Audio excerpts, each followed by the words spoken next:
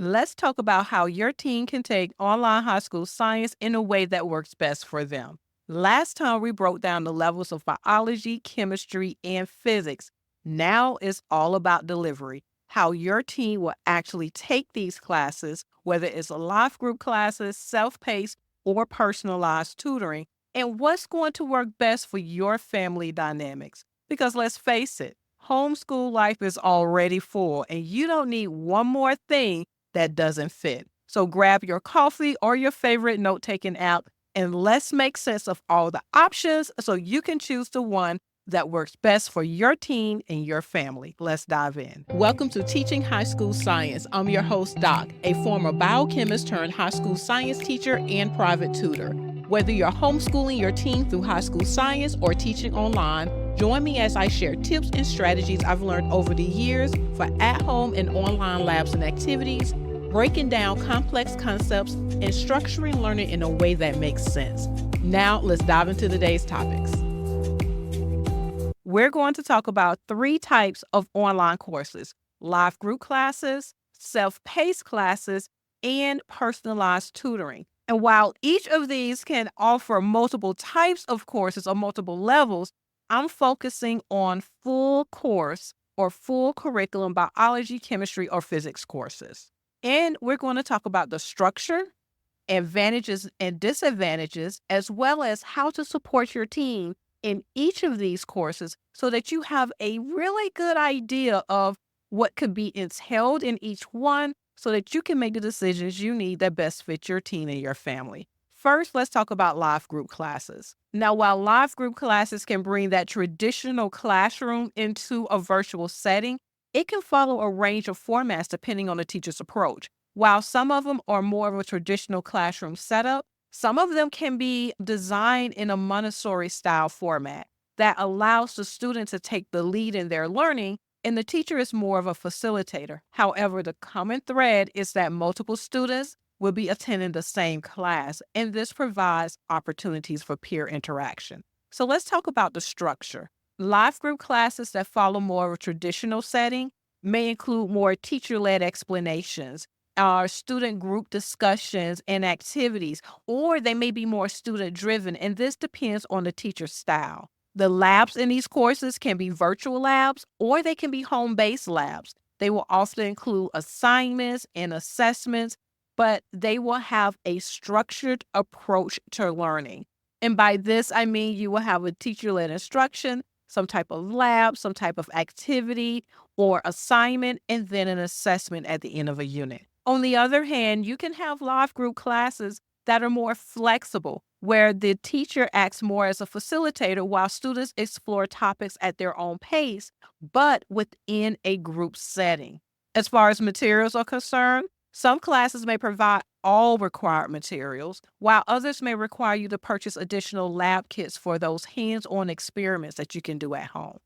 Now, the advantages and disadvantages. Advantages include real-time interaction, and this fosters a sense of accountability and engagement in your students. You have peer collaboration that can enhance learning and make it more enjoyable. And another advantage is that you can select a class that either has only virtual labs or have home-based labs as an alternative. And this is great for families that may not be in a setting or have a situation where they can either complete home-based labs or can properly supervise their student through all home-based labs. Now let's talk about the disadvantages. One disadvantage is the required time commitment. Generally, with a live group class, there are scheduled live group sessions, and it's best if your student attend the live session because that way they get the most out of the class. They get the live peer interaction and the live interaction with the teacher. But this may conflict with your family's routine. Also, the level of individual attention can vary, especially if you have larger classes. So this may be something you want to consider if you know your team is going to need more one-on-one individualized attention. Now let's talk about how to support your team if you're taking a live group class. First, create a dedicated distraction-free workspace. There have been plenty of times in my live group classes where my students become distracted by either by siblings or other things going on in the home. So having that distraction-free workspace helps them to pay attention to what we're doing in class. You also want to sync the class schedule with your family calendar. This will avoid any conflicts, any distractions from maybe preferring to be somewhere else instead of in class because we had a family double book time. And you want to encourage active participation. Even though some of my teens may not be on the camera, they are constantly chatting, they are sharing things, and we know that they are participating. So whether it's a teacher-led discussion or peer interactions, you reinforcing the teacher's expectation for active participation will help your teen to get the most out of that live group class. The next one I want to talk about is personalized tutoring. This is a one-on-one instruction tailored to your teen's specific needs. This approach worked best for my teens that needed high school credit but also had specialized needs or interests. For example, I had a teen that was with a traveling theater group. The schedule was really crazy. However, they needed high school chemistry credit. I was able to tailor the class where we saw chemistry at work in the theater with props, makeup, lighting, and this resonated with that student's interest while ensuring that they met their high school science standards. Another example may be integrating more anatomy and physiology lessons into a biology class for a pre-med focus or designing physics challenges for an aspiring engineer. And for my teens that were earning credit, I would provide a complete structured program with lesson plans, labs, assessment, and consistent feedback. This structure was designed for them to meet their needs and to provide them with what they needed to take into college if that is what their next step was. Now, the advantages of this is that it's highly personalized, making it ideal for students who need extra support or want to explore specific interests. It is a flexible scheduling. For my teens that traveled, I was able to adjust our meeting times where they still had live interaction with me, but we were able to better adjust to fit their changing schedules. And it also built up confidence not only in science, but for chemistry and physics, it also built the confidence in math. Now, the disadvantages is that there is a higher cost associated because these are one-on-one sessions versus self-paced courses or live group courses. And it did not provide opportunities for peer-to-peer interactions because it was me and the student. They were not able to bounce those ideas or those understandings off other peers. Now, here are some tips on how to support your team if personalized tutoring sounds like something that you want to explore more of to help your team meet their science credit. Work with the tutor to set clear goals for progress. That is important. Make sure that you are understanding the scope and sequence of the class.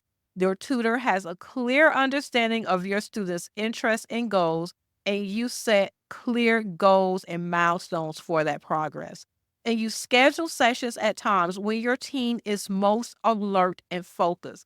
While these times may change, some teens are morning people, some teens are evening people, but picking that time because you have that flexibility to be able to select the time where they're most focused, take advantage of that and reinforce what they will learn in sessions by discussing these concepts and then encouraging real world applications. For example, if you notice that your teen is studying plants and types of plants in biology, then reinforce that when you go to somewhere like Home Depot or take a field trip to a botanical garden. Now let's talk about self-paced classes. And these allow your students to work through the material independently. That means without any teacher interaction or limited teacher interaction. And these courses are ideal for families needing maximum flexibility.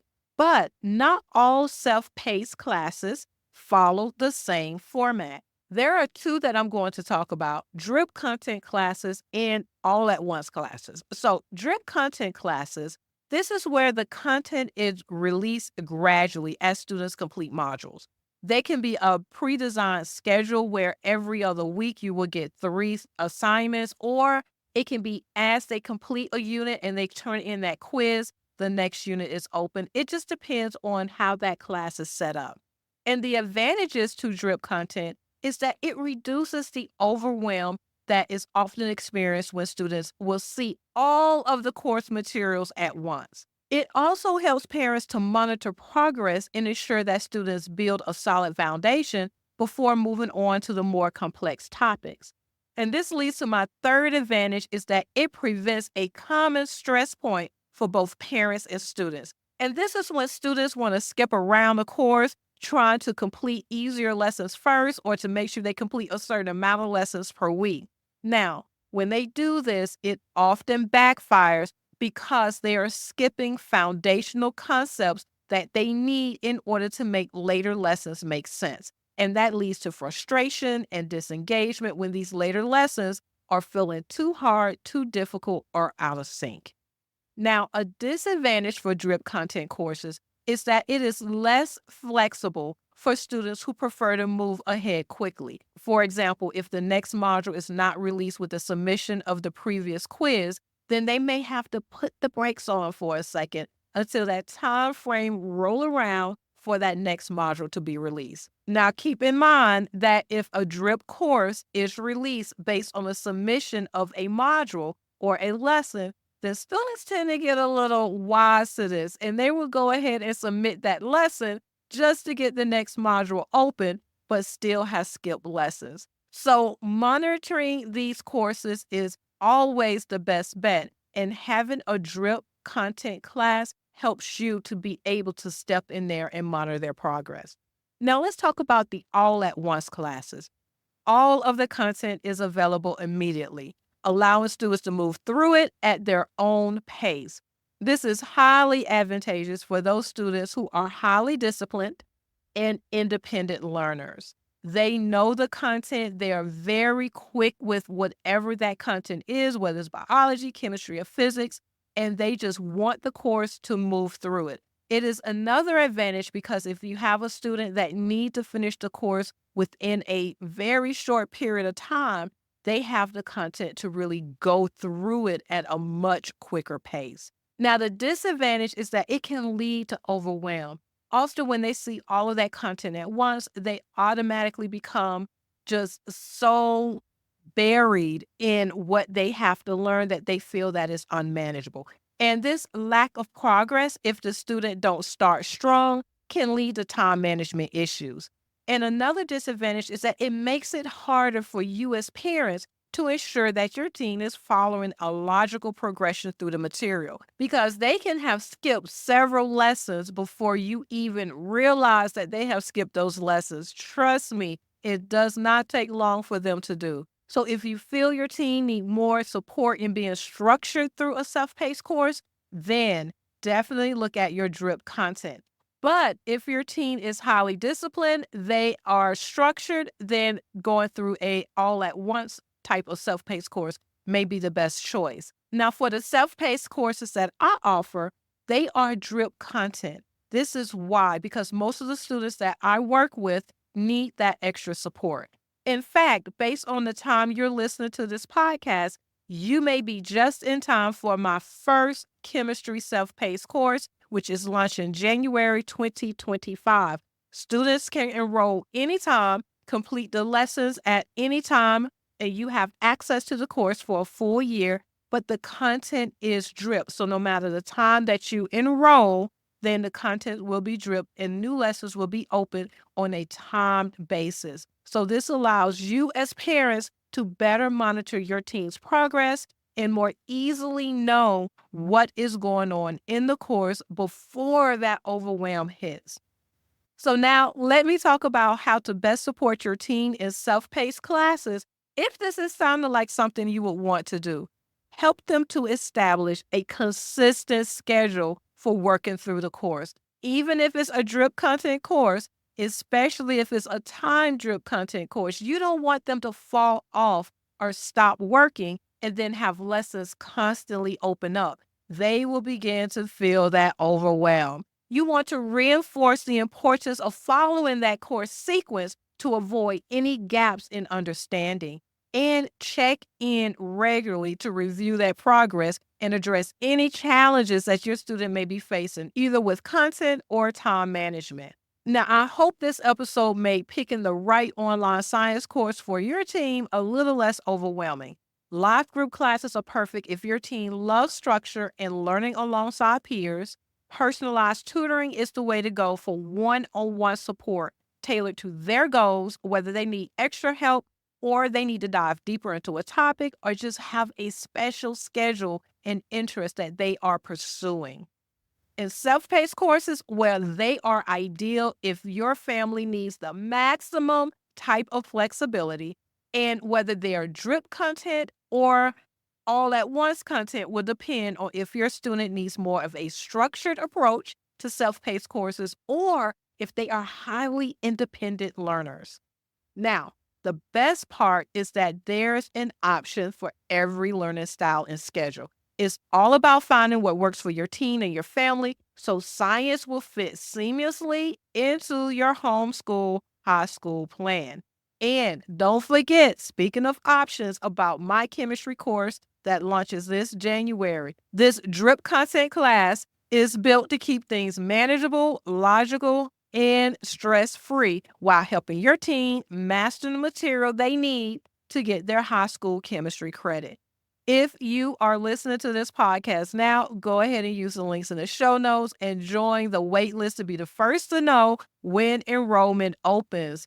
And as always, let me know if you have any questions, ideas, or other experiences that you'd like to share. Head on over to my podcast page, which you can access by visiting my website at thesciencementor.com. Then select podcast from the menu and subscribe now to the Teaching High School Science podcast for your regular dose of motivation and just-in-time science ideas. And together, let's make high school science a journey of exploration and achievement. Until next time, remember, curiosity leads to endless possibilities.